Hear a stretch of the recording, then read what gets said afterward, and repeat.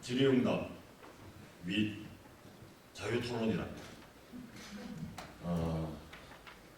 다 어색한 시간입니다. 보통 이때는 눈을 서로 안 마주치려고 아주 노력을 많이 하는데 자기를 쳐다보면 벌떡 일어나서 나가는 경우도 있습니다. 근데 어쨌든 1시간 정도 더 빨리 마치게 하고 싶으면 아무런 질문 안 하시면 돼요. 그러면 할 수 없이 앞에 앉아 계신 분들한테 계속 발언을 제가 시킬 수밖에 없기 때문에 가능하면 좀 개별적으로 어떤 사례에 대해서 구체적인 질문을 하셔도 되고 아니면 전체적으로 어떤 문제의식이라든가 고민거리라든가 내지는 어떤 질문을 공통적으로 하셔도 제가 이렇게 쭉 돌아가면서 이분들을 공통 질문으로서 발언을 조금씩 시키는 것도 있고 아니면 특별하게 이분이 대답 잘하시겠다 싶으면 그분을 시키는 경우도 있겠습니다. 그럼 잠시 질문을과 또 소감을 말씀하셔도 됩니다. 뒷부분에서는 아니면 개인의 생각을 말씀하셔도 되고 이런 부분은 뒤로 좀 가고 앞쪽은 좀 질의응답하겠습니다. 근데 질문을 고민하실 시간을 드리기 위해서 오늘 발제를 해주신 임경수 박사가 오늘 사례를 들은 것에 대해서 약간 좀 총평을 해주시면 어떻겠나라는 생각이 듭니다. 또 말씀해 주시죠. 마이크 안 주면서. 네, 방금 옆에서 총평을 해달라고 갑작스럽게 부탁을 받아가지고 듣지 마시고 질문을 생각하시면 됩니다. 네. 사실 여기 앉아 계신 분들은 대부분 아는 사이고요. 그리고 또 아는 사이거나 또 아는 사례로 이렇게 교류를 하고 있는 상황이고 정치화 선생님 같은 경우는 이제 20년이 넘었죠. 그 당시에 우리 둘 다 청년이었고 청년으로서 풀무학교에서 무엇을 할까 이런 고민하면서 맨날 술 먹고 싸우고 이랬던 사이인데요. 20년이 지나가니까 이제 청년들을 받아들여야 되는 나이가 이제 된 거죠. 그래서 여기 있는 분들도 대부분 청년 시절에 그렇게 농촌 현장에 와서 들어와서 청년으로서 활동하다가 이제 청년을 받아들여야 되는 주제로 이 한 자리에 모였다라고 생각하니까 약간 조금 여러 가지 감정, 생각 이런 것이 들었던 것 같아요. 하지만 내용적으로는 저 같은 경우에도 김지영 선생님하고 완주에서 청년들과 같이 이런저런 일을 고민하고 있지만 굉장히 도움이 되고 무엇보다도 재밌는 이야기들이 있어가지고 경청하면서 듣기는 들었습니다. 근데 사실은 제가 환경 공부를 했다고 말씀을 드렸잖아요. 그때 농업이나 농촌을 선택한 거는 사실은 도시를 떠받치고 있는 게 농촌이어서 전체 우리 사회를 지속 가능하게 하려고 그러면 농촌이 무너지면 도시도 없기 때문에 사실 농촌으로 온 건데요. 근데 저희들이 20년을 했는데도 불구하고 농촌이 나아지질 않았어요. 그래서 어쨌든 우리 세대는 다음 세대한테 이 책무를 또 넘겨줘야 되는 그런 무책임한 상황이 지금 상황이 아닌가 싶은 생각에서 또 죄책감이 조금 들기도 합니다. 하지만 아까 우리 이장님께서 정영마을 이장님께서 이게 세대가 같이 풀어가야 될 문제라고 하니까요. 그런 문제들을 오늘 또 토론 질문하면서 같이 풀어갔으면 좋겠습니다. 네, 고맙습니다.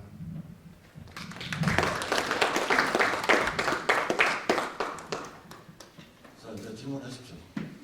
네. 예. 마이크를 또. 그다음에 혹시 일어나시면 소속과 이름을 좀 말씀해 주시고. 예, 강화 밝은마을에서 온 신재범이라고 합니다. 선생님들께 질문, 특히 정민철 대표님께 질문인데 제가 현재 귀농한 지 한 4개월 정도 됐는데 저는 사회적 농업을 하는 것이 어느 정도 꿈이기도 하고 그런 상태인데 농사를 어느 정도 지어보기도 하고 다른 곳 나가서 일도 해보고 그러는데 인원들이 확실히 많이 필요한 것 같더라고요. 그래서 저 혼자는 할 수 없는 것들 같아서 이제 도시에 살고 있는 제 친구들 한 명은 공무원 시험 실패하는 애고 한 명이랑 겨우겨우 먹고 사는 친구들을 이제 오셔서 내려와서 해보자 이러면서 지금 하는 거를 같이 하자고 했는데 근데 4개월 동안 제가 일하면서 느끼는 것 중에 가장 큰 게 농촌에서 생각보다 돈이 많이 드는 것 같습니다. 이게 도시에서는 오히려 자기 일터와 거주지가 가까운 뭐 고시원 같은 것도 있으니까 주거상에서도 돈이 훨씬 덜 드는 것도 있고, 그리고 일터 가는데 대중교통도 훨씬 발달되어 있기 때문에 갈 수 있지만, 농촌에서는 뭐 정말 자기 집 앞에 4,000평이 있고 뭐 이 정도 수준이 아니면은 자기가 지을 수 있는 농지도 여러 곳으로 살게 돼 있고 집과도 먼 거리에 있기 때문에 무조건 자기 자차가 필요한 것 같더라고요. 그래서 자동차에 하다 보면 뭐 연료비도 들고 자동차에 사다 보면 뭐 돈도 많이 들고, 그래가지고 사실 저는 아까 뭐 예시에서 말씀드린 금홍에 가까워서 그냥 아버지 땅도 많고 막 이렇기 때문에 그냥 하고 그랬는데, 그 친구들을 해서 내려와서 같이 일도 시켜보고 그냥 일당 같은 거 주면서 일도 시켜보고, 그리고 현재 제가 사회적 서비스 공동체 거기에 그냥 어떻게 취직을 해서 여기 지금 제 소속인, 그래가지고 거기서 뭐 간사 역할하면서 그 일도 따라다니면서 이런 의미 있는 거 하니까 너네도 해봐라 이러면서 돈 주고 해봤는데, 걔네들도 다 그 친구들도 다 좋고 이런 일 하니까 의미도 느끼고 뭐 농사도 재밌을 것 같고, 그런데 나는 너처럼 뭐 집이 있는 것도 아니고 여기에, 그리고 이제 먹고 살 땅이 있는 것도 아니고 차도 새로 사야 되고, 이러면은 뭐 집값에다가 뭐 자동차값, 연료비 뭐 이런 거 등등 생각하면, 근데 농림사에서 수입이 그렇게 크지도 않은 상태에서 올 수 없을 것 같다 이런 얘기 하는데, 저도 굉장히 그 친구들 마음이 이해가 가더라고요. 그래서 선생님들 때는 오히려 더 했을 텐데, 어떻게 보면 그 내려왔을 때 힘든 것들이, 내려왔을 때 먹고 살 거리가 적은 게 힘들었을 텐데, 각각 분들께서 어떻게 청년들을 모으셨는지, 그리고 현재 제가 어떻게 하면은 청년들을 모을 수 있는지에 대해서 답변 부탁드립니다. 감사합니다.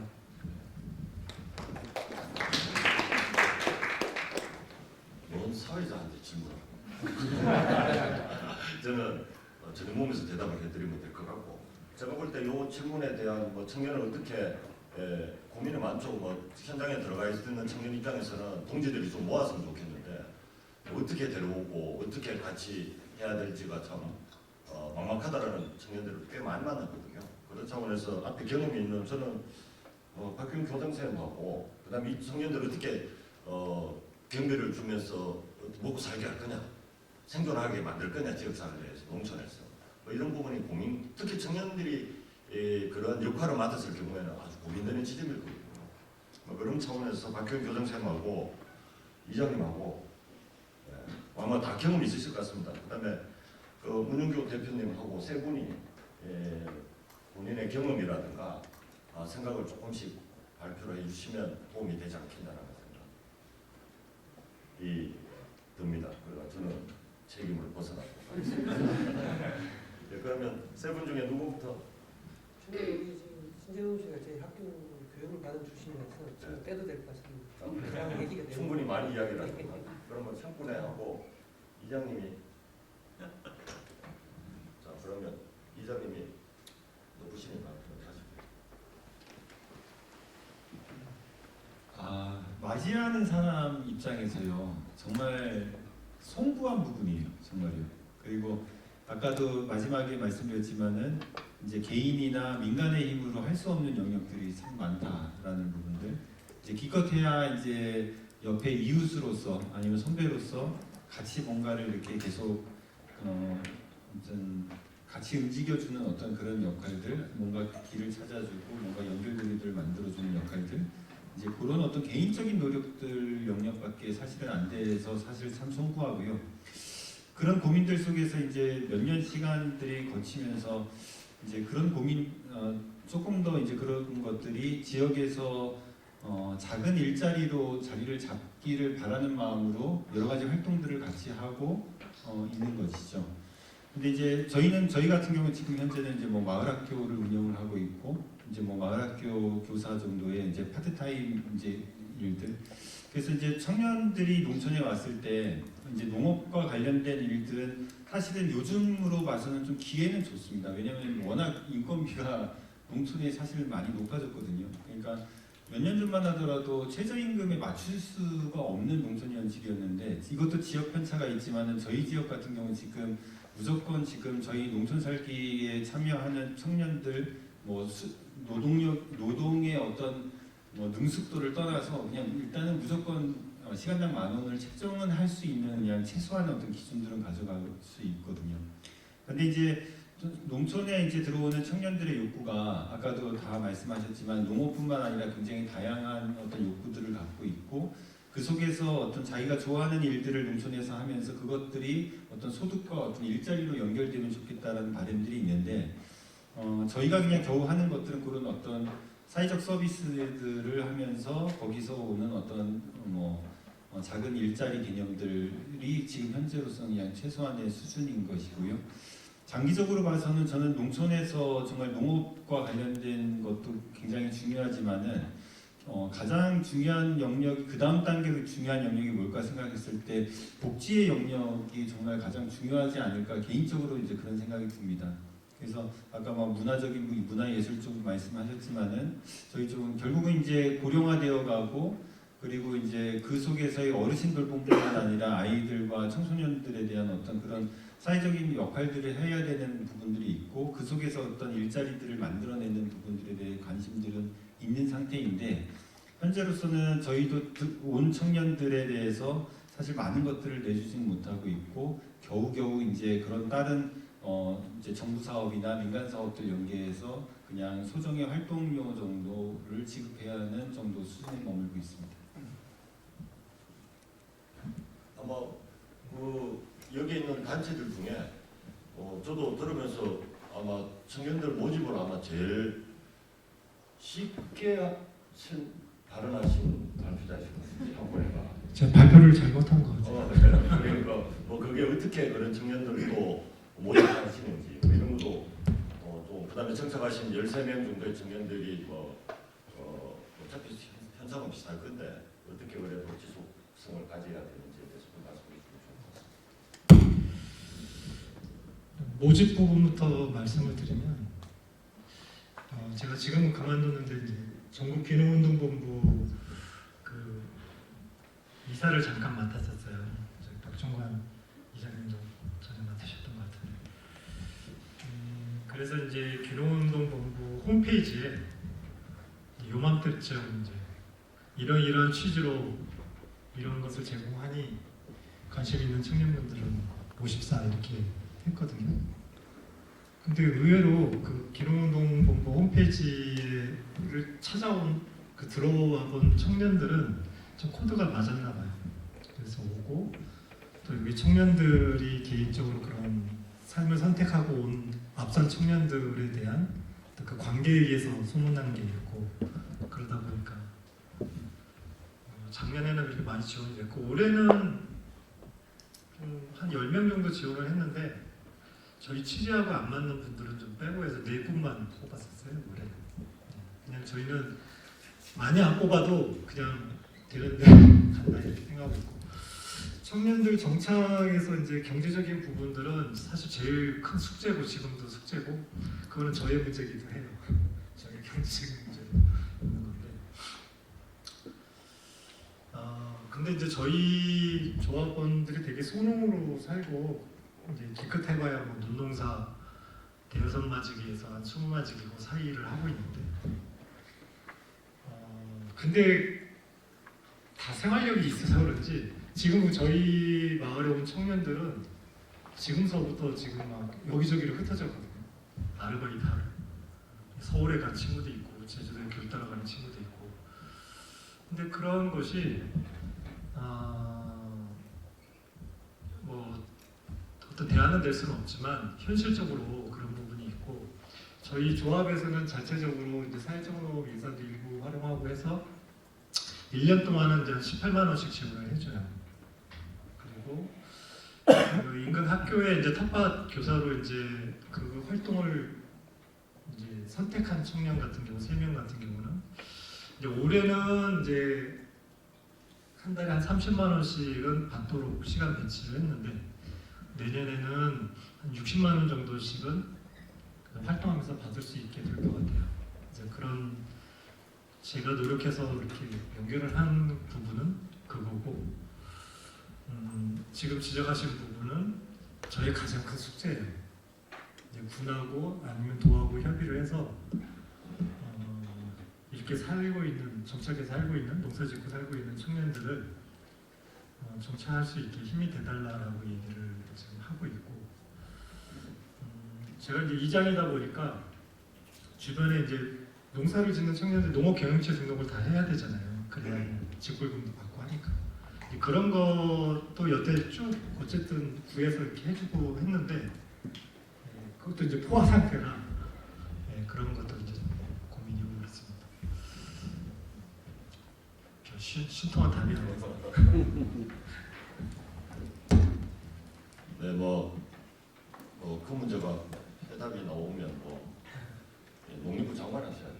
근데 그렇게 표현합니다. 저는 농촌은 일거리는 많은데 일자리가 없는 뿐이고 일거리가 일자리화 되어지는 데는 시간이 많이 필요하거든요. 근데 그 시간 동안 필요한 생존에 필요한 경제적인 요구는 보통 이제 정책적으로 지원을 해줘야 되는데 대부분이 지금 만들어진 유일한 거는 청착농 안정 저거 하는 사업 정도만 농업을 한다라고 하는 전업농업을 하겠다라고 하는 사람에 대해서만 지원하고 있기 때문에 이런 부분에 대해서는 좀 문제 제기를 하고 있지만 저희들은 그렇게 회의 가면 같이 다 만나서 이야기하는 게 그럽니다. 제발 새로운 정책을 만들려고 하지 말고 이전 정책에 대해서 제발 반성 좀 하고 시작했으면 좋겠다. 왜냐하면 지난 5년 동안 청년 관련 정책은 많았는데 그거에 대한 평가는 없이 다시 이번 정권에 들어가 다시 청년 정책을 다시 수립을 이어가든가 거듭하든가 이런 부분에서는 조금 더 좀 현장의 의견이 좀 반영되면 좋겠다라는 생각은 들립니다. 네, 혹시 또 다른 질문? 한마디만 더 보태고 간다면은 이게 좀 상황이 워낙 달라서 말씀을 좀 드리지 말까 했던 부분인데요. 이게 잘못하면 꼰대스러운 표현이 될 수가 있어요. 그러니까 왜 그러냐면 지금 아까 우리 문영규 대표님도 18만 원, 30만 원, 50만 원 얘기를 했단 말입니다. 근데 그 얘기를 듣고 그렇게라도 도움이 될 수 있구나라고 생각하는 분도 계시고 또 한편으로는 장난하는 거냐라고 생각할 수도 있을 거 아니에요. 그러니까 이게 굉장히 어느 정도 수준이라야 지역으로 청년들이 들어올 수 있느냐 이 부분은 굉장히 좀 애매한 부분이라서 말씀드리기가 힘듭니다. 저희 같은 경우에도 학교에서 어떻게든지 만들어서 일자리를 3자리 만들어서 졸업생들이 그 일자리에서 최저임금을 받으면서라도 일을 할 수 있도록 하는데 최저임금을 주는 저는 저대로 최저임금밖에 못 주니까 굉장히 미안하죠. 근데 받는 사람들 입장에서는 내가 겨우 최저임금이야 라고 생각할 수 있단 말입니다. 근데 지역에 있는 공무원들이나 지역에 있는 모든 분들은 야 저렇게 많이 받고 있냐라고 얘기한단 말입니다. 그러니까 이런 부분들이 워낙 다르기 때문에 뭐라고 말씀드리기가 참 애매하고 여기다가 옛날 얘기까지 하면 더 하잖아요. 저는 들어와서 50만 원 갖고 몇 개월 살았다 이러면 미친놈 소리 듣죠. 말씀드리기가 참 애매한 거.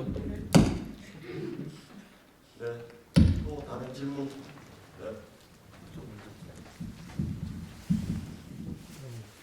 안녕하세요. 저는 경북 스마트팜 청년창업교육센터 교육생으로 올해 들어와서 지금 상주 스마트팜 혁신밸리 임대공실에서 지금 딸기를 배우고 있습니다.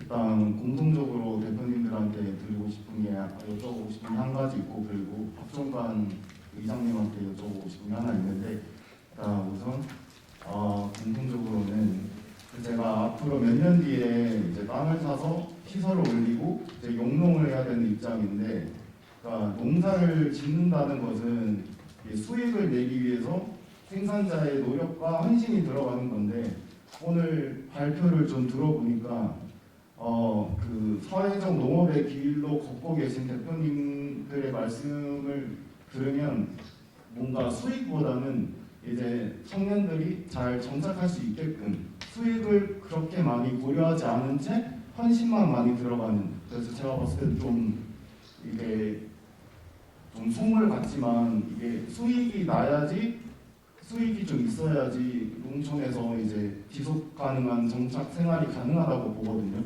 그런 부분에 있어서 대표님들의 태도와 생각이 궁금하고요. 그리고 박종관 이장님한테는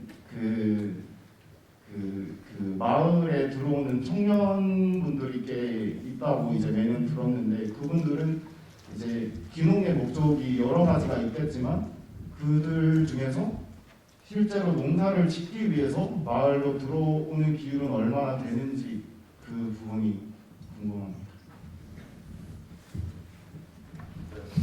이장님 하시고 또 수익과 관련된 이야기는 계속 반복적으로 나올 수밖에 없을 것 같은데 교장선생하고 또 오늘 한수조 대표님이 좀 답변해 주시면 좋겠습니다. 네. 제가 먼저 하겠습니다. 저희는 아까 말씀드릴 때 분명히 수익 농사를 한다고 말씀드렸고 수익 그러니까 친환경 농업을 통해서 자립하는 농업인을 기르는 게 목표라고 말씀드렸어요. 그리고 제가 알기로 현재 대한민국 농민들의 농사 수익, 농가 평균 농사 수익이 1,000만 원입니다. 1년에. 근데 제가 귀농하는 분들에게 제일 먼저 얘기하는 게 일단 연 매출 1,000만 원 올리는 걸 목표로 삼으셔야 된다. 이게 왜 평균 농업인 따라가는 거니까. 그 다음 1,000만 원을 달성하고 난 다음에 이제 1,500만 원 올리고 그 다음 2,000만 원만 올리고 나면 그 이후에는 당신 능력껏 열심히 하시면 충분히 따라갈 수 있다고 얘기합니다. 근데 저희 같은 경우에는 학교에서 한 해에 학교 실험하고 체험하면서 교육을 받으면서 많을 때는 1,500, 2,000, 작을 때는 1,000만 원까지 한단 말입니다. 그러면은 우리 이제 질문하신 우리 선생님 그 얘기에는 조금 맞을 수 있지 않을까 싶고요. 두 번째로 다 달라요. 저는 스마트팜에 대해서는 상당히 부정적입니다. 그런데 스마트팜을 하겠다든가 스마트팜을 체험하고 교육하고 싶다고 하는 학생분들에 대해서는 굉장히 오픈이에요. 그러니까 내가 철학을 갖고 내 철학으로는 나는 모든 농사를 흙에다 심어야 된다라고 생각하는 내 철학이지만 교육생이나 누군가가 아니야 수경 재배를 하고 뭘 한다는 건 저는 오케이거든요. 그러니까 마찬가지로 제가 볼 때는 저는 이제 제가 살아보고 농촌에서 농사를 지어보니까 일단은 농사를 지어서 독립하는 게 기본이다. 그 다음에 플러스라고 생각하는 건 제 생각이고 농사 수익을 통해서 자립을 해야 된다는 제 생각입니다. 제 생각만 말씀드렸어요.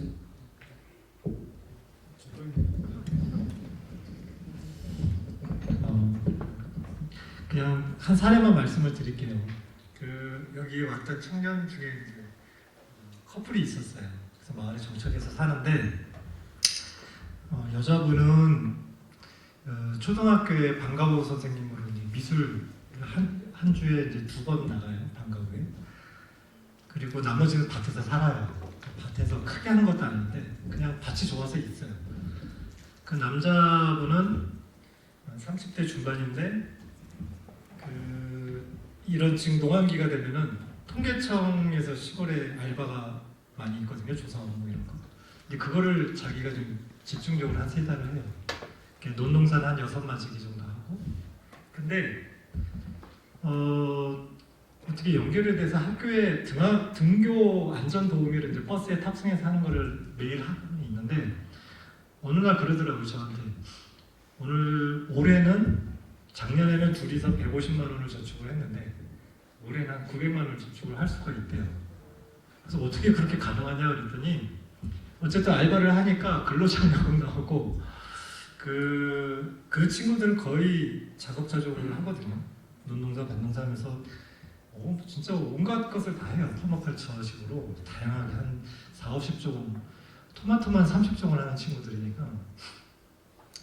그래서 저는 이제 다른 것보다도 농촌에서 돈을 보고 달려들면 점점 더 멀어진다고 난 보거든요. 특히 청년이 아무런 경험이 없는 상황에서 이거는 내가 농사를 잘 짓고 못 짓고의 문제도 있지만 그 이후의 과정이 더 문제거든요. 유통이나 이런 문제에서. 그래서 그거는 차차 생각할 문제다라 생각하고 오히려 농촌에서의 삶에 내가 왜 그것을 간절히 원하는지에 대한 것을 놓치지 않았으면 하는 게 중요할 것 같습니다.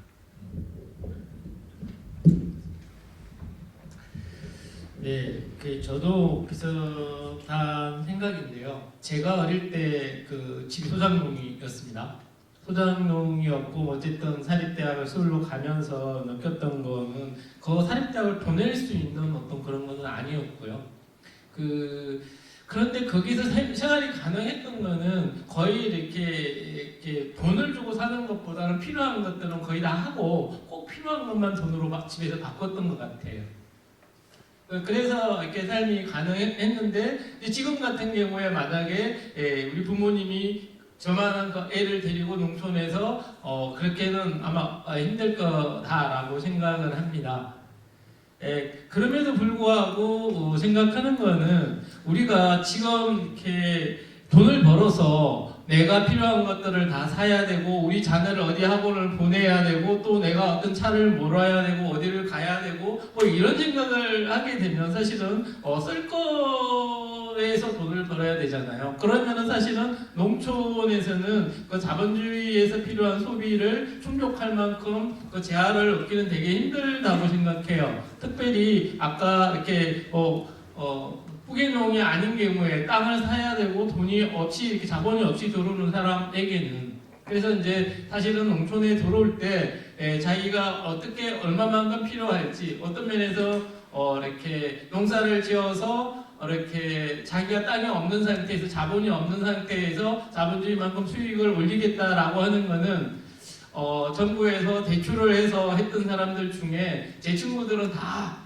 신용불량자 그때 대출을 촌에서 받았던 사람 친구들은 그런 어떤 부분이 있고요. 그래서 이제 그런 부분에서는 요새 같은 뭐 어떤 스마트팜이나 이런 부분들은 어쨌든 농사라기보다는 저는 공장이다라고 저는 개인적으로 생각해서 그러니까 절대로 그걸 폄하할 마음은 없고요. 거기에 맞춰서 자본주의 시스템의 유통과 이런 걸 가야 되는 거라고 생각을 하고요.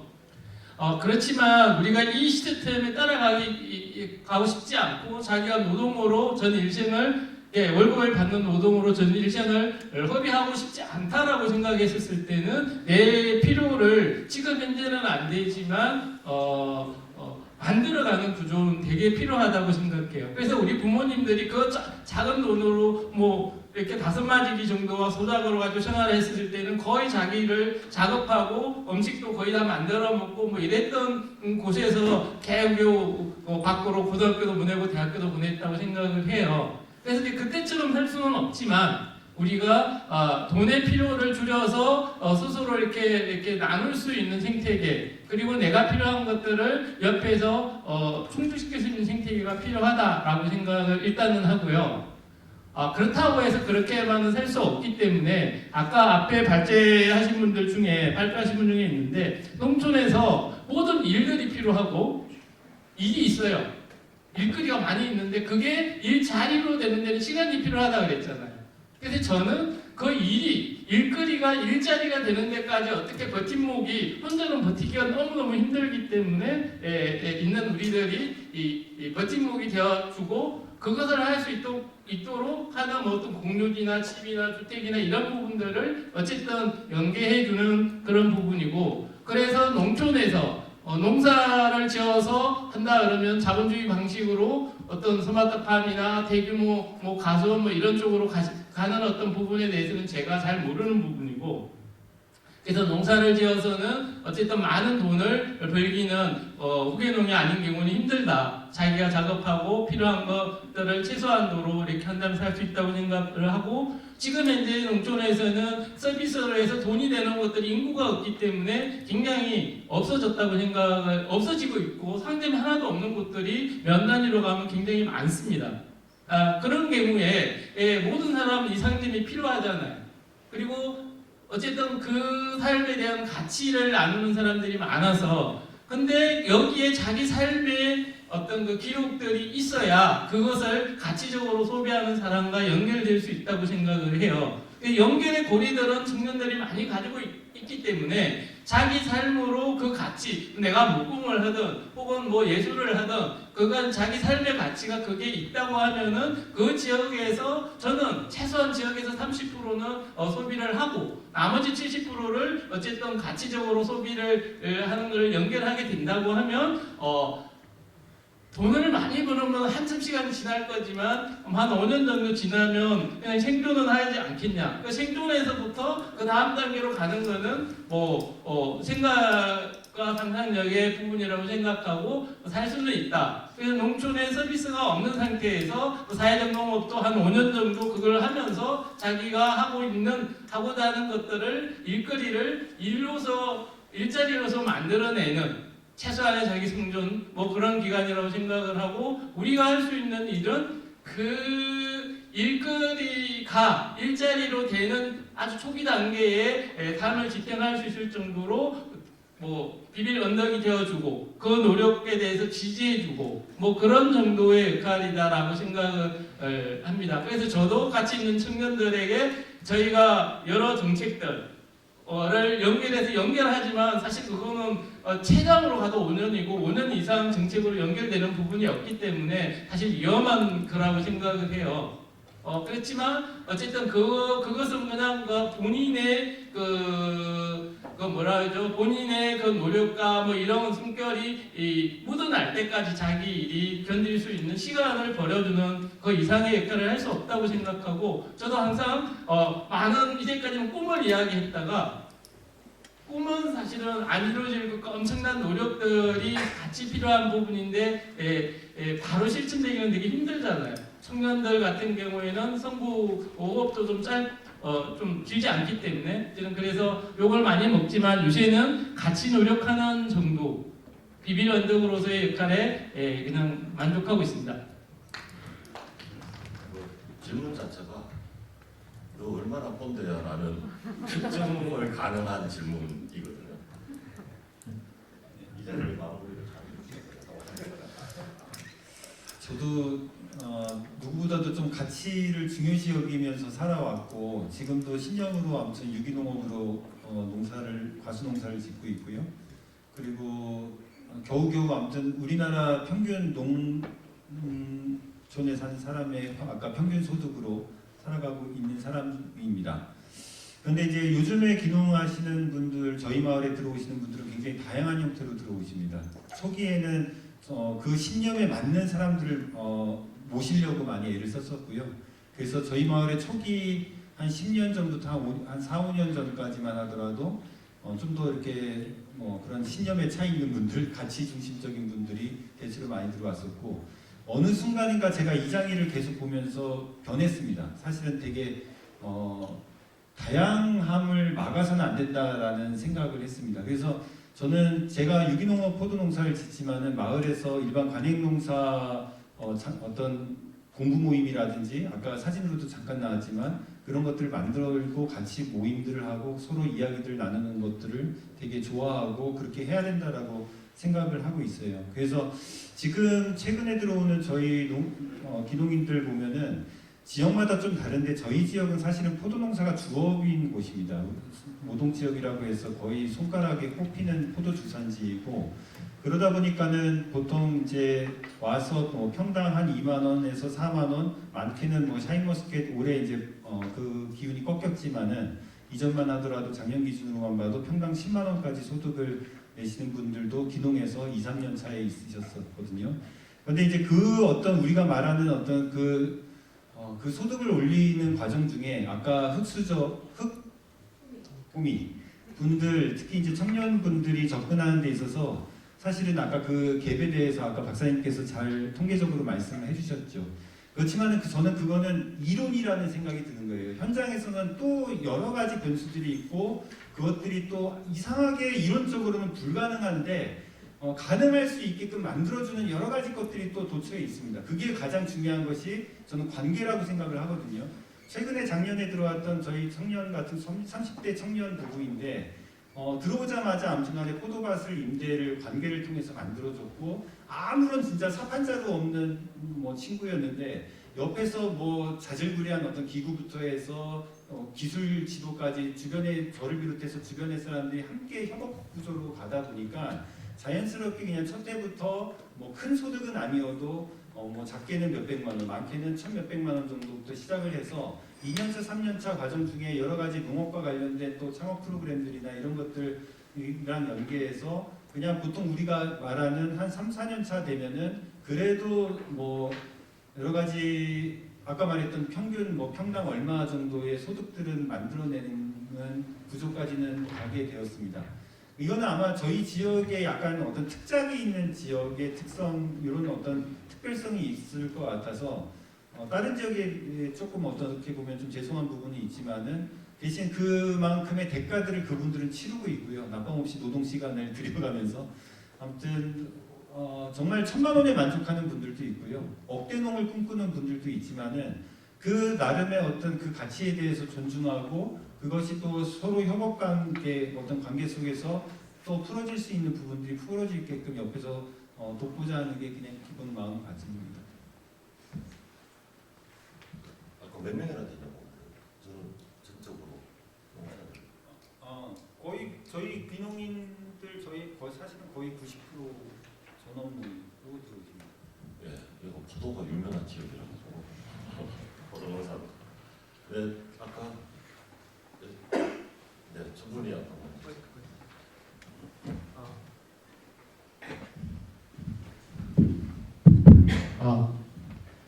네, 안녕하세요. 저는 경남 남해에서 활동하고 있는 해변의 카카카의 하성민이라고 합니다.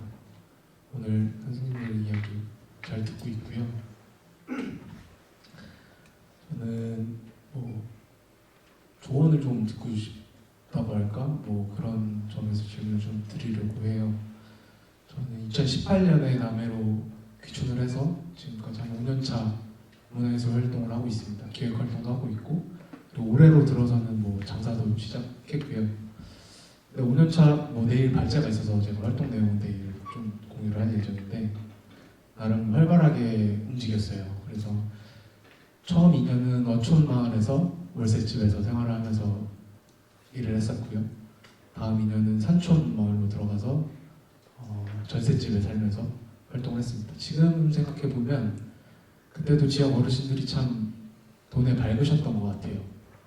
부동산 문제랄지 사업, 공공기관에서 한 지원 사업까지 그런 것들에 생각보다 밝으시구나, 관심이 많으시구나라는 생각을 지금 생각해 보면 듭니다. 그때는 그냥 웃어 넘겼는데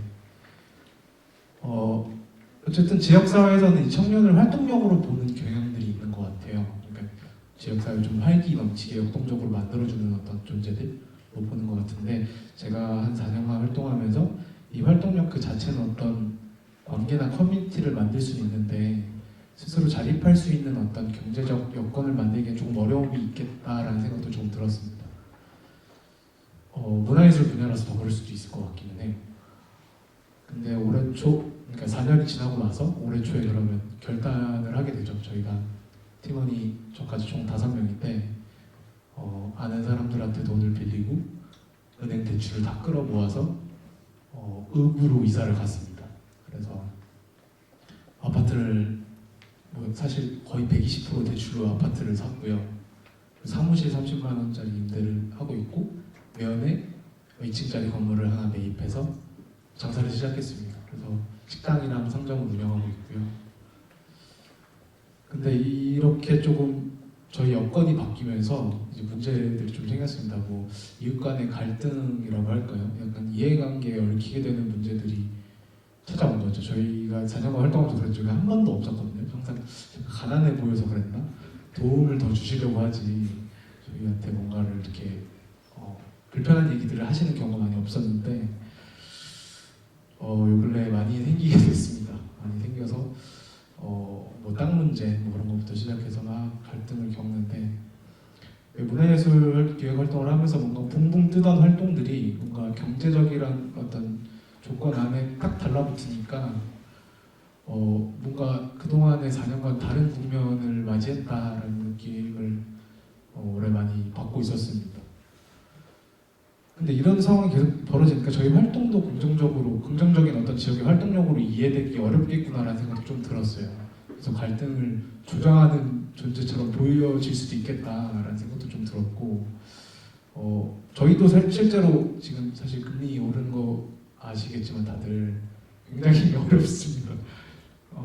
이런 것들을 해결하려면 저희가 만든 컨텐츠도 돈을 만들어내야 되는 측면을 계속 고민해야 되고 그렇게 활동하다 보니까 이게 뭔가 돈 벌려고 하는 애들처럼 보일 것 같아요. 그게 사실이 아닌 건 아니지만 그렇게만 비춰질 것 같은 어떤 우려도 조금 있고 그런 시선들이 계속 이제 신경이 많이 쓰이게 되는 거죠. 그래서 질문을 좀 하자면 이게 지역의 청년이 활동하는 것이 이렇게 긍정적으로 읽히지 않고 어떤 이해관계 속에 들어오면서 이웃 간의 어떤 분쟁이나 다툼을 만드는 것에 대해서 어떤 생각이 혹시 있으신지, 좀 대안이 있으신지 조금 더 구체적으로 들어가면 사실 지역 청년이 어떤 자산을 취득하는 것, 그러니까 임금 노동자로서는 활동력을 계속 유지하려고 하지만 이들이 뭔가 부동산을 소유하거나 뭔가 지역의 어떤 것을 소유하는 그런 존재로 나타났을 때 나타나는 문제들에 대해서 혹시 생각하시는 게 있는지 여쭙고 싶습니다. 혹시 생각하신 분 대답하실까요? 임지승 장하고 저는 그 청년마을에서 그런 김주영 대표가 말씀해 주시면 남의 일 같지가 않네요. 네, 정말 그런 사례 너무 많이 보고 있고요. 특히 이제 청년마을 말씀해 주셔서, 그러니까 제천 말고 청년마을 사업, 그냥 이게 지금 유튜브 중계되는 거라 좀 그렇긴 한데, 그 청년마을 사업하는 곳에서 되게 많이 갈등이 생겨요. 고생을 할 때는 다들 애쓴다, 수고한다, 열심히 해라 하지만 청년마을 하면 1년에 5억, 올해는 이제 6억 정도 지원이 되거든요. 그 순간 갈등이 되는 거죠. 돈 밝히는 청년들이 되고, 저게 왜 쟤네들한테 가니, 뭐 이제 이런 이야기들이 생기게 되는 거죠. 아까 이제 제가 드렸던 말씀 연장선일 것 같은데, 정말 지역이 중요한 자리, 실질적인 자원들을 청년들한테 내어줄 준비가 되어 있나? 청년들이 지역의 미래라고 하지만 정말 그 미래가 성장할 수 있도록 준비가 되어 있는지에 대해서는 저는 끊임없이 회의가 듭니다. 그래서 이제 청년들한테 노력하라는 말 저는 하진 않거든요. 네, 지역이 변화해야지 먼저 청년들이 그럼 자연스럽게 올 거라는 생각이 들고, 그래서 사실 뭐 저희도 청년은 아니지만 여전히 이제 지역에서 경계인으로서 그런 부분들에 대한 도전이 매년 있는 상황이라 얼마나 어려우실지 조금은 짐작을 할 수 있고, 사실 막 약간 이런 말씀 드리고 싶긴 하거든요. 약간 농담인 거 아시죠? 네, 하여튼 그 이제 남해에 있는 이제 뭐 파프라나 이제 여러 사례들도 보면 지역에서 이제 그런 것들이 어려움을 겪으면서 계속 밀려나고 옮겨가고 하는 사례들 너무 많이 보게 되면서, 이거는 그러게요. 뭐 더 노력하시라는 그런 말이 아니라 같이 연대하고 연결해서 그런 정책적인 기반들 그리고 자산들을 좀 만들어가는 과정들을 좀 함께 노력을 했으면 좋겠다는 생각이 들고, 또 그러니까는 뭐 우리는 어땠어 이런 말을 하면 저희 세대들 꼰대들 어른들 이야기 저는 너무 귀 기울여 듣지 않았으면 좋겠어요. 보이진 않지만 돈은 없는 것 같지만 사회적 자본, 관계 자본 되게 많거든요. 그런 거 없어도 버틸 수 있거든요. 그렇기 때문에 이렇게 이야기를 하지만 조건 자체가 저는 완전히 다르다고 생각을 해요. 그래서 그런 부분들은 저도 이제 답을 드릴 수는 없지만 청년들끼리 잘 연결해서 해결할 수 있는 기반들 마련 잘 해보시면 좋을 것 같다고 응원드리고 싶습니다.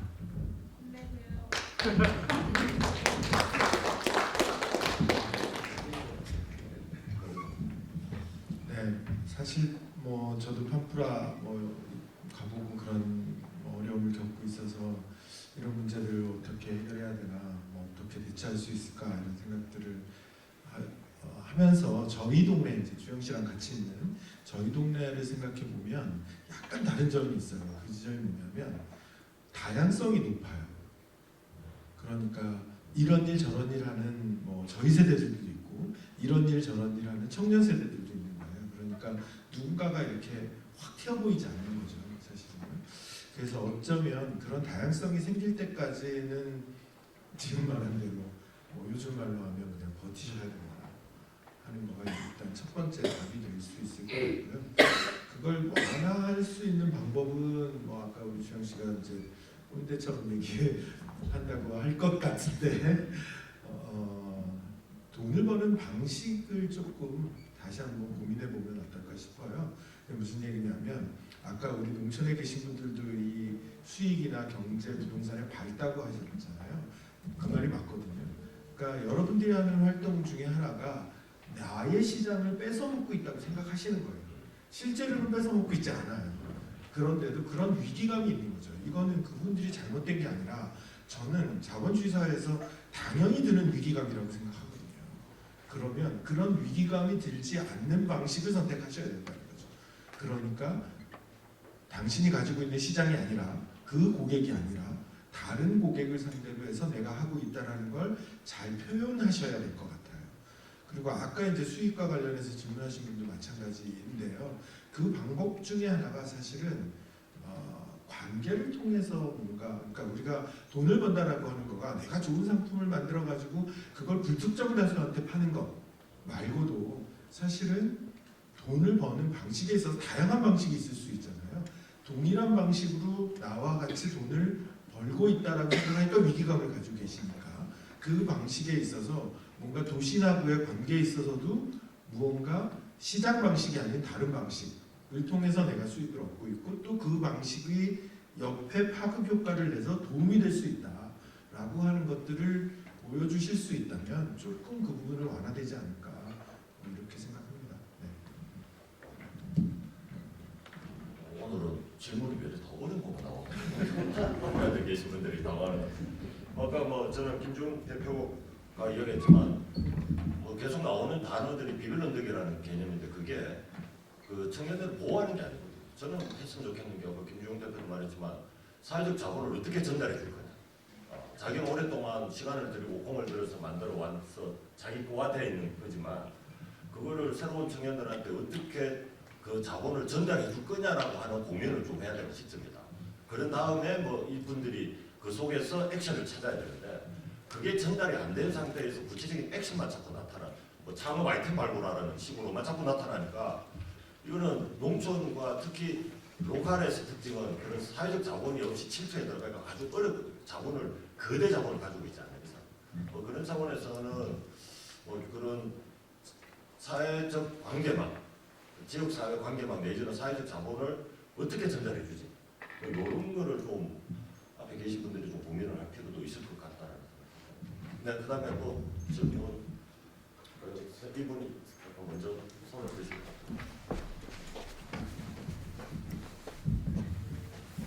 제가 말을 잘 못하는 사람이라서 근데 오늘 이 워크숍이 너무 감동적이고 정말 참 잘 왔다 이런 생각이 들거든요.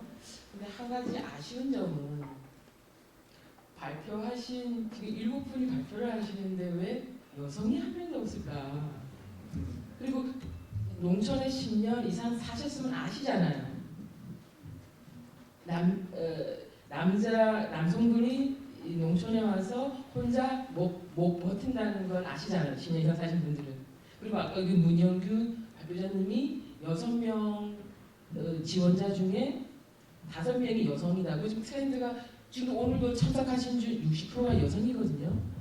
제가 페미니즘은 아닌데 지금 그래서 그런데 지금 도시에 살던 여성이 특히 20대 30대 여성이 농촌에 왔을 때 문화가 완전 다르거든요. 여전히 가부장적이고 그런 부분에서 근데 여성이 살기 좋은 농촌을 만들면 저는 그것이 굉장히 중요하다고 여기거든요. 그래서 좀 발표자분들 중에 여성이 특히 20대 30대 여성 지금 저처럼 40대 후반에 농촌에 오는 사람도 상당히 어렵거든요. 이 농촌 문화가 이제 가부장적이고 농업이 근력을 필요로 하기 때문에 여성에게는 좀 불리하고 농업이 아닌 다른 부분도 있지만 그래서 20대 30대 여성들이 농촌에 내려왔을 때 이들에 대한 어떤 정책 이들이 잘 적응할 수 있도록 하는 어떤 부분이 있는지 그 부분을 좀 얘기해 주시면 감사하겠습니다. 남성들인데 뭐. 저기 그 사회를 보신 분 혹시 그 시골 언니 캠프를 하면서 이렇게 도시에 있는 여성 청년 사람의 입장에서 농촌에 여성 청년이 오게 됐을 때 어떻게 잘 안전한 공간으로 살 수 있을까에 대해서 캠프를 하기는 했는데요. 어쨌든 농촌이라는 공간과 이렇게 그런 부분들이 여전히 아직 이렇게 안전하지 않기 때문에 그런 고민들이 있고 뭐 저희 동네에서 이제 그런 캠프를 시작하면서 하고 있다는 말씀을 드리고 어쨌든 뭐 이렇게 이 발표자를 모은 사람 저라서 이 부분에 대해서 답변을 드려야 될 것 같은데요. 실제로는 이 그대한 아까 말씀하신 것처럼 자산 취득을 해도 저는 동네 가면 엄청나게 가포가 되어 있어요. 근데 빚만 있는데 이렇게 여러 정책들을 하다 보니까 여기서 돈도 많이 벌고 저기서 돈도 많이 번 사람으로 되어 있더라고요. 어느 순간에. 그러기는 하지만 어쨌든 이 지금의 구조 속에서 그냥 이렇게 많이 알려진 부분 그리고 어쨌든 나름대로 이렇게 하고 있는 부분들 청년들을 대상으로 하고 있는 단체들이 지금 이렇게 알려져 있고 또 사회적 농업의 대표분들을 주로 하다 보니까 그렇게 된 것 같고요. 아마 뭐 내일 발표자는 여성분들이 좀 많은 것 같습니다. 네. 그런 부분으로 어쨌든 오늘은 제가 찾을 때 좀 적합한 여성분들을 좀 더 많이 한번 찾아봤어야 되는데 실책인 것 같습니다. 네. 이렇게 이해해 주시면 좋을 것 같고 어쨌든 그 농촌에서 그 기득권들을 가진 분들이 자기 시장을 혹은 자기 위치를 침해해 오는 새로운 청년들과 자기 이해관계가 있는 분들에 대해서 굉장히 눈앞에 보이는 이익으로 엄청난 공격을 많이 하죠. 그런 어떤 부분에서는 사실은 저 같은 경우에는 그냥 이렇게 동네에서 자기 눈앞에 이해관계가 있는 분들도 있지만 동네를 전체를 보고 하는 분도 있는 분들하고 그래서 그냥 긴 시간을 두고 하고 있는데 별로 좋은 정책은 아닌 것 같더라고요. 그래서 뭐 버텨야 된다 이러면은 그런 거고 어쨌든 이 사회적 자본을 어떻게 전달할 것인지에 대해서 고민을 하고 있는 단위들이 있다고 하면 연대해서 이렇게 풀어갈 수 있는 방법밖에 없을 것 같다라는 생각이 들고 여성들을 참여 발표하는 부분은 앞으로 만약에 기회가 있다면 고민하겠습니다. 저 혹시 저 발표자들만 대답하라는 게 어디 있겠습니까? 그러니까 그 앞에 프런트 앉아 계신 분들 중에 그 질문하신 거에 대해서 어떤 의견이나 대답을 뭐 이제는 경험을 나눌 분이 있으면 대답을 해주셔도 좋을 것 같은데 보통 이런 건 안 나오죠. 네, 말씀을 요 마이크를 좀. 고민했었던 힘내라고 제가 응원 드렸는데 들으셨어요? 지금 이제 대부분 여기 대표님들은 어떠실지 모르겠는데 제가 보기에는 귀농귀촌자들이 많이 이제 이런 문제를 토착민들하고 겪는 것 같아요. 아까 같이 지역에 정착하려고 왔는데 사실은 이제 이렇게 일손 도와줄 때는 굉장히 좋게 호감 갖다가 우리가 뭔가 이렇게 소유하려고 하면 땅도 안 주고 뭐 또 다른 불만이 계속 문제가 돼서 저도 그런 경우에 지금 3년 지금째 됐는데 아직도 그런 경우가 있거든요. 근데 젊으니까 저도 젊다고 생각을 하거든요. 그래서 그냥 버티는 거죠. 그분들보다 우리가 훨씬 강하니까. 그리고 이 시골이라는 거를 조금 유념하면 좋을 것 같아요. 시골은 우리 어찌되었든 간에 요즘은 옛날과 많이 달라졌다고 하지만 저는 시골에 대한 낭만이 아직도 있거든요. 그래서 계속 나눠 먹고 뭔가 자꾸 나누려고 하는 마음과 또 어르신들 어디 불편하다 그러면 돌봐드리려고 하고 또 차량이 또 운전 못 하시는 분이 있으면 제가 해드리겠습니다 손들고 이렇게 계속 가까이 가는 거죠. 그래서 우리가 어쩌면 시골을 선택하는 이유가 다 같이 있었을 거라고 생각해요. 도시가 아니라 시골이라고 생각해서 여기까지 온 경우에 대부분의 그 낭만이 있잖아요. 그 가치를 더 중요하게 여겨서 우리 버텨야 된다고 생각합니다. 네. 질문하신 대답은 오늘 안 나왔는데. 네. 어쨌든 예. 이장님 발언 많이 하시는데. 그 고민이 있습니다. 그러니까 제가 이제 마을 이장으로서 이제 모임들을 꾸려보면은 모임에 가장 안 나오는 부류가 마을에서 이제 20대 아무튼 20대 후반부터 해서 이제 40대 초반 여성분들의 참여율이 가장 저조합니다. 왜 안 나오시겠어요?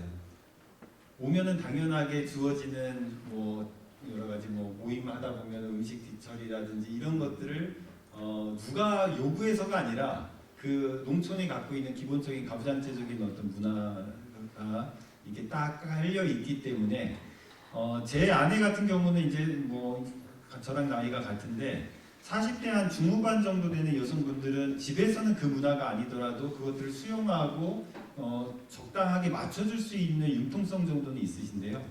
20대, 30대 여성분들은 아예 그것들에 대해서 딱 배제하게 되어 있습니다. 결국에는 이게 아까 전에 제가 이제 쪽수의 문제 말씀드렸고 이제 여러 가지 말씀을 드렸는데 아까 전에 이제 정양 살롱을 열었을 때 첫 번째 손님으로 초빙했던 분들이 저희 마을 내에 있는 30, 40대 젊은 여성분들을 1번 타자로 모셨었습니다. 왜냐하면은 가장 어떻게 보면은 그림자처럼 마을에서 아이들과 청소년을 제외하고 성인 기준으로 봤을 때 그림자처럼 살아가고 있고 숨어 있는 분들이셨기 때문에 정말 박수 드리고 싶고 격려 드리고 싶은 마음 때문에 그렇게 제 1번 손님으로 맞이를 그때 했었는데 자꾸 나는 모이셔야 된다라고 생각합니다. 그래서 어떤 본인들의 어떤 목소리들이 마을에서 이게 반영될 수 있게끔 저희 마을도 아직 가부장제적인 문화가 아직도 있긴 하지만은 정말 이렇게 10년 전 모습이랑 지금 저희 마을을 보면은 그래도 많이 바뀌었거든요.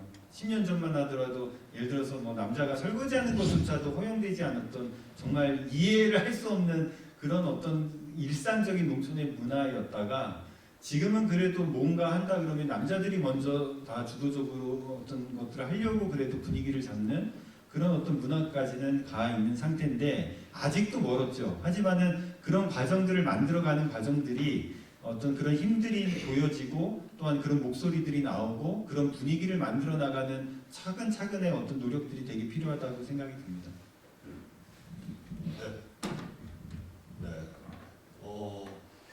마지막 질문을 하나. 네, 손을 들고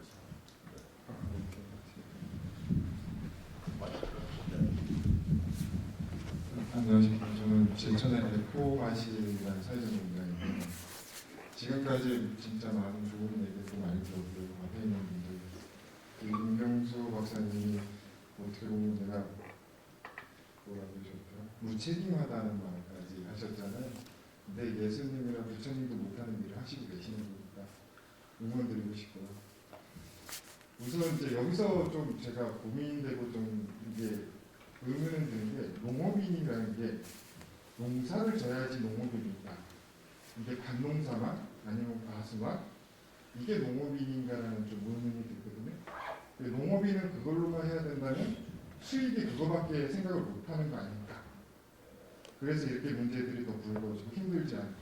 아까 어떻게 보면 농촌 지역에서 필요한 게 복지인데 복지에 필요한 인원들이 전문의가 될 수도 있는 거고 뭐 이것도 하나의 농업인이 될 수도 있는 거죠. 농사를 하기 위한 그 사람들의 도움이 될 수 있는 이 농업인이 되는 규정이 조금 바뀌어야 되지 않을까라는 생각이 들어서 그래서 여기 있는 앞에 있는 분들이 그런 농업인에 대한 규정을 한번 이야기해 주셨으면 어떨까 질문드립니다.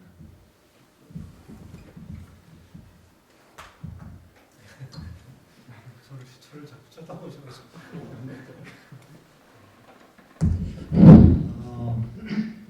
저희 청년들하고 얘기할 때 이제 농업인이라는 표현을 저는 안 써요. 그냥 농민이라고 표현을 하고요. 그 차이는 아마 아실 거예요.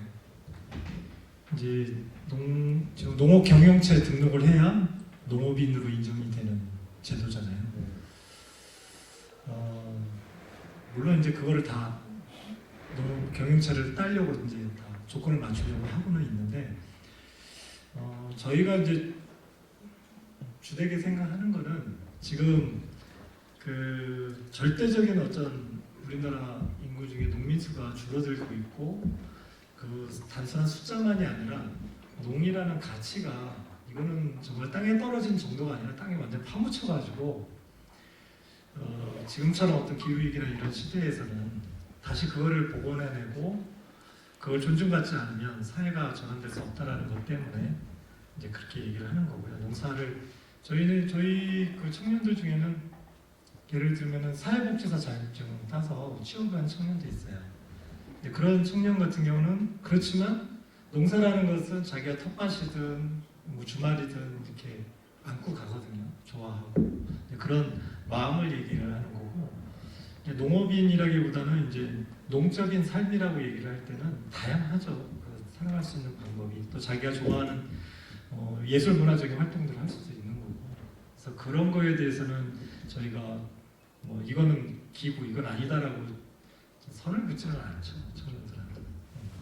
저 자체도 저는 이제 농사를 주로 짓지만 저희 아내는 글을 쓰거든요. 그러니까 이제 그런 거를 뭐 배제하는 거는 잘못된 거겠죠.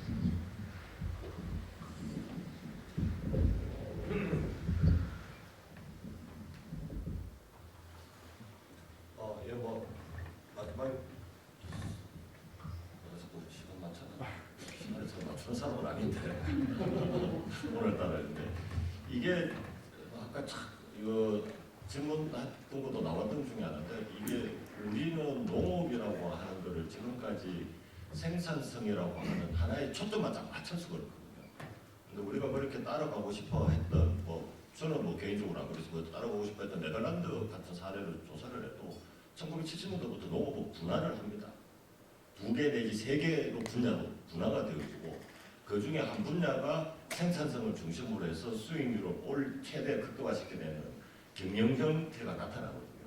근데 그거는 전체 농민 중에 한 10%를 넘지는 못합니다. 구조적으로.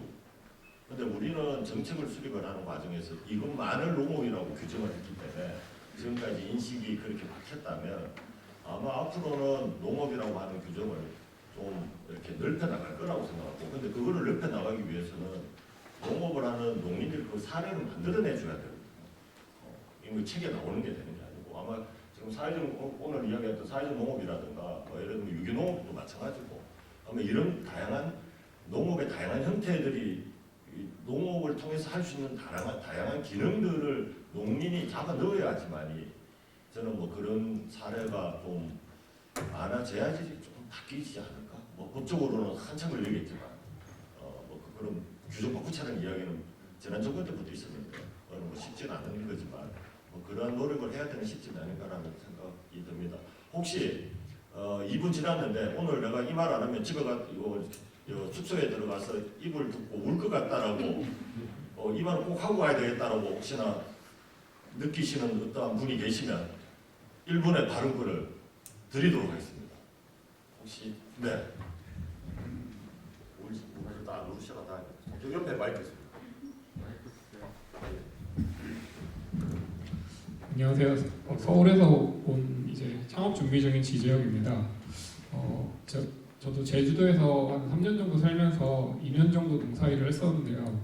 농사가 잘 되면 값이 싸지고 안 되면은 이제 살아남은 사람들만 돈을 버는 구조인데요. 그래도 돈을 매번 버는 사람은 유통상인이더라고요. 그래서 저는 임경수 박사님께 궁금한데 유통 문제와 혹시 수급 조절 문제 어떻게 생각하고 계신지 궁금합니다. 아주 잘하셨습니다. 저도 마지막 발언은 임선생한테 맡기려고 했었거든요. 임선생 발언하면서 마무리하는 걸로 하겠습니다. 네, 사실은 이제 그런 거잖아요. 말씀하신 대로 제가 저는 농사를 수익을 내기 위해서 짓고 있지는 않지만 주변에 있는 분들을 보면 내가 농사로 돈을 벌 수 있는 방법은 적당한 흉년에 나만 잘 되는 거잖아요. 네, 이것도 완전히 흉년이면 정부가 수입을 해요. 그러면 그냥 앉아서 짱돌 맞은 경우가 돼버리는 거죠.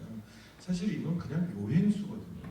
근데 왜 이런 일이 일어나느냐 하는 거죠.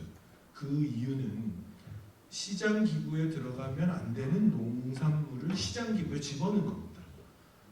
농산물이라고 하는 것 자체는 가격 탄력성이 경제학에서 보면 없는 상품이잖아요. 예를 들면 가격이 비싸지면 생산자가 빨리 생산해가지고 이거를 그 가격에 대응해야 되는데 그게 안 되잖아요. 농산물은 소비자 입장에서도 가격이 비싸지면 안 먹어야 되는데 내 생명을 지켜야 돼서 먹어야 되는 품목이잖아요. 사실은 저는 여기에 굉장한 패착이 있다고 생각해요. 제가 이제 아까 보여드렸던 그래프에 30년 동안 그럼 농업 정책을 안 했습니까? 했을 거 아니에요. 그럼에도 불구하고 획기적으로 소득을 높일 수 있는 일도 일어나지 않았고 지출을 줄일 수 있는 획기적인 일도 일어나지 않은 이유는 그 모든 것을 시장에서 해결하려고 했다는 겁니다. 그래서 병 박사님 말씀대로 시장에 적응해서 시장에서 정말 살아남을 수 있는 사람들은 그렇게 우리가 키울 수 있겠죠. 하지만 대부분의 농민들은 그렇지 않다면 다른 방법을 찾아야 된다는 겁니다. 그 속에서 해답이 있다는 거죠. 그러니까 사회적 농업도 사실은 지금 정부 정책은 사회적 농업을 시장에서 서비스하는 조직을 만들라는 거예요. 저는 몹시 불편하죠. 그게 아니라 농업 자체가 사회적으로 변해야 됩니다.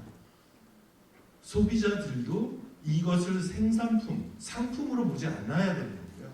생산자들도 이것을 상품으로 거래하지 않을 수 있는 그런 방법들이 훨씬 더 다양하게, 훨씬 더 많이 만들어져야 이 문제의 해답이 있을 것 같다는 겁니다. 그런 방식이 아니라면 뭐 청년들도 들어오기도 저는 방법이 없는 거죠. 사실은요. 아까 말씀하신 대로 지역에 들어왔는데 돈을 벌어야 되는데 다른 농민들하고 경쟁해야 되고 이런 상황에서는 답이 없다는 겁니다. 결국은 우리가 이 사회가 아까 이제 우리 황분회에서 말씀하신 것처럼 어떻게 하는 것이 우리 사회가 더 지속 가능한 거고 그 속에서 나는 나 또한 지속 가능해지고 행복하게 살 수 있느냐에 대한 큰 담론이지만 그 담론 안에서 우리가 할 수 있는 농촌에서 할 수 있는 그런 일들을 찾아내야 되는데 그 일 중에 많은 일들은 자본주의하고 얼마나 멀어지느냐에 달려 있는 것 같습니다.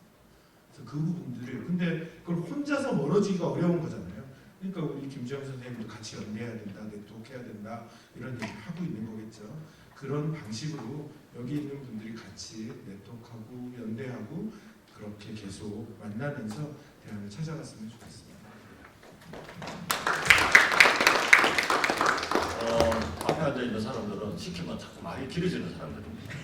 그래서 이쯤에서 마무리해야지 약간 여운도 나오고 그러니까 오늘 그 2부로는 사례 발표가 있었고 3부로는 토론이 있었습니다.